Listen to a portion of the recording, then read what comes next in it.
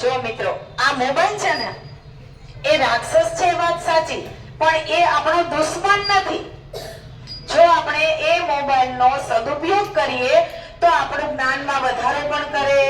આપણે એનાથી આકાશને થી માંડીને પૃથ્વીના પેટાળ સુધી, દરિયાના તળિયા સુધીનું બધું જ જ્ઞાન મેળવી શકીએ. પણ જરૂર શેની છે?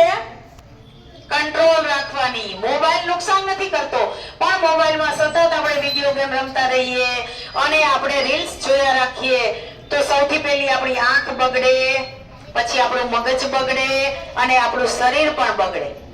તમારા બધામાંથી કેટલા બધા બાળકોને નાની નાની ઉંમરમાં ચશ્મા આવી ગયા છે, પછી કેટલા બધા બાળકો એકદમ જાડિયા થઈ ગયા છે, જરાક દોડીએ તો આંખી જઈએ, કારણ કે આપણે સતત મોબાઈલમાં રહીએ છીએ.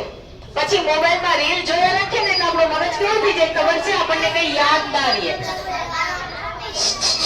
અને આપણે યાદ ના રહે તો ભણી શકાય ના? ભણી શકાય. ભણી શકાય તો યાદ જ નથી રહેતું તો કેમ ભણી શકાય? સર તો ભણાવે, ટીચર તો ભણાવે, બધું જ ભણાવે, પણ યાદ રહે?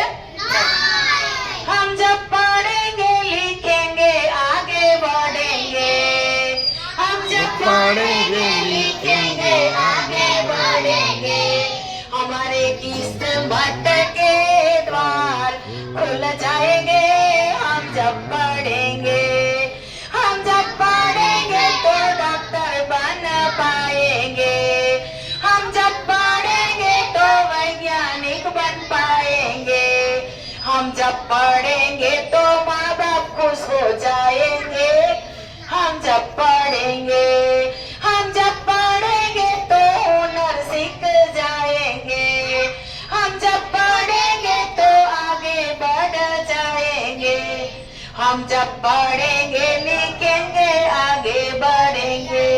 ભણવું જોઈએ કે નહીં?